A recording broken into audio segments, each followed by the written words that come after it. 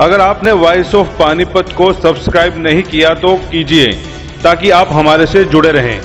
आप सबको, जिला पानीपत के निवासियों को, हरियाणा के निवासियों को, पूरे भारतवर्ष के निवासियों को दीपावली की बहुत बहुत शुभकामनाएं। आने वाला साल शुभकामनाएं, उसके लिए भी आप सबको बहुत बहुत मुबारकबाद है। और अभी एक हमारे सर्वोच्च न्यायालय का जो डिसीजन आया है, जो एनसीआर के अंदर इस बार पटाखों की सेल नहीं होगी, बहुत ही अच्छा निर्णय है। ये एक तरह से एयर पोल्यूशन, साउंड पोल्यूशन को कम करने के लिए है, ताकि लोगों का स्वास्थ्य ठीक रहे। हम इस निर्णय का बहुत स्वागत करते हैं और आप सब नगर वासियों को एक बार फिर बहुत बहुत दीपावली की शुभकामनाएं। धन्यवाद जी।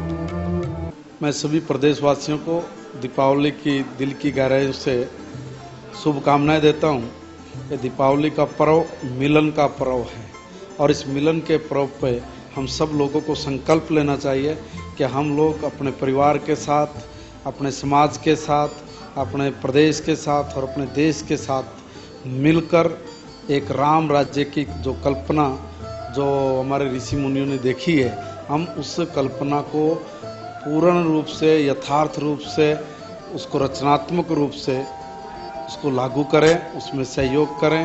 ये दीपों का त्यौहार, खुशी का त्यौहार, इस त्यौहार पर सभी प्रदेशवासियों को दिल की गहराइयों से बहुत बहुत शुभकामनाएं, बहुत बहुत बधाई।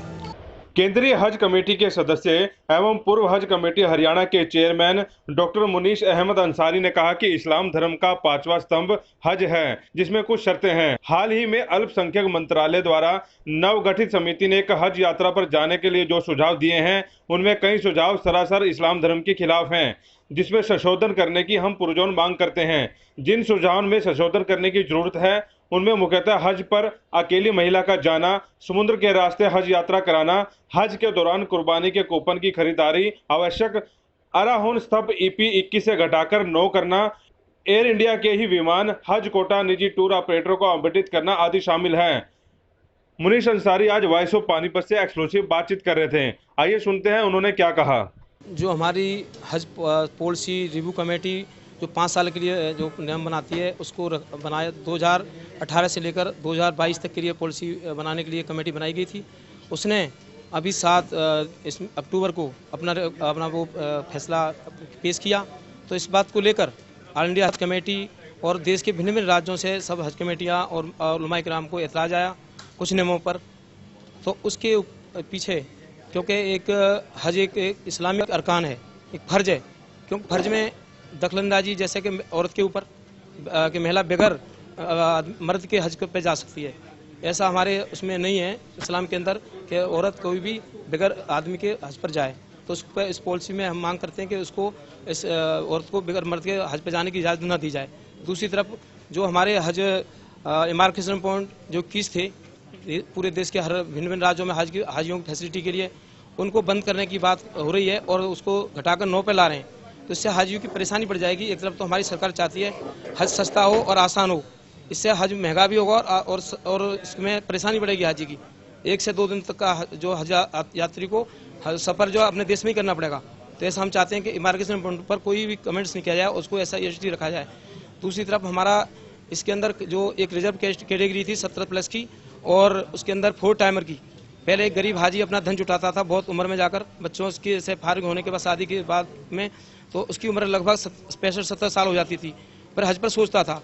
ऐसी पोजीशन में अप्लाई करेगा, क्योंकि हमारा कोटा कम है।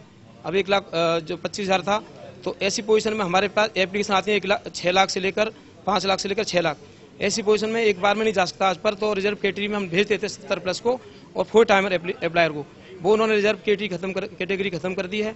हमारा एतराज़ है कि उसको भी ख़त्म ना किया जाए, जिससे अगर ऐसे ख़त्म होगी तो कोई भी आदमी, काफ़ी लोग इसमें हज से महरूम रह जाएंगे और अपना हज अदा नहीं कर पाएंगे। और कैटेगरी रिजर्व रहेगी तो इससे हर आदमी हज कर सकता है।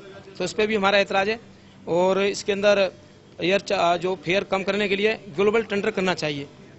हमारे सरकार को ग्लोबल टेंडर करना चाहिए। सऊदी गवर्नमेंट से बात करें मिनिस्ट्री हमारी, जिससे दोनों ग्लोबल टेंडर से हमारा हज सस्ता होगा। सारी कंपनियां भाग लेंगी इसमें। जो हमें रेट अच्छा देगी, कम देगी, हम उसको करेंगे।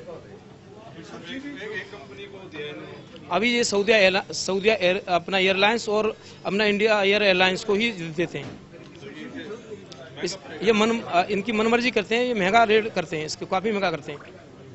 क्योंकि ये हमारा उम्रा जब करने जाते हैं हमारे हाजी, उस टाइम पर उम्रा का टिकट दोनों तरफ से 18 से 20 हज़ार का होता है। उस टाइम हज करने जाता है तो हमारा उसका वही जगह पर जाना, जद्दा पे जाना, उसका हो जाता है वो 56 से लेकर 60 हज़ार। कुर्बानी वाला ऐसा है, हमारे इस्लाम के अंदर कुर्बानी का हाजी के लिए नियम है, ये है कि हज में गरीब है, अगर पैसे की शॉर्टेज है उस पर, और हज करने जा रहा है और या हाजी अपनी कुर्बानी नहीं करना चाहता तो ऐसा छूट है, उसका प्रावधान है कि उसको अपना रोज़ा रखकर वो पूरा करना पड़ेगा। तो अगर मान लो ऐसा कंडीशन लग जाती है तो उसको भी पैसा देना पड़ेगा, तो उसके बेचारे को वो भी दिक्कत होगी।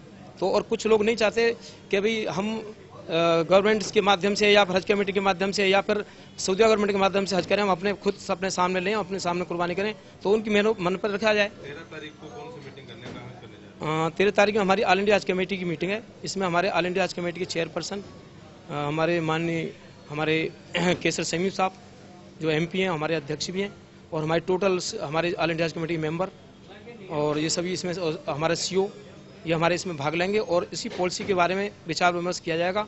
इसके अंदर जिसमें देश में से आवाज़ें आ रही हैं भिन्न भिन्न राज्यों से और भिन्न भिन्न लोगों की और हमारे उलमा इकरामों की, उनकी सब चीज़ों को देखते हुए, शरीयत को देखते हुए और शरीयत को सही रखते हुए, शरीयत के हिसाब से हज हो, उन्हीं के नियमों को बनाकर हज पॉलिसी का एक एजेंडा तैयार किया जाएगा। उसको लेकर हम भारत सरकार से माननीय मंत्री हमारे अब्बास नकवी साहब से मिला जाएगा, ज़रूरत पड़ी तो इसमें माननीय प्रधानमंत्री नरेंद्र मोदी से मिला जाएगा, जिससे कि हज को इस्लाम के सिस्टम में से के जरिए आसान किया जा सके और सरल किया जा सके।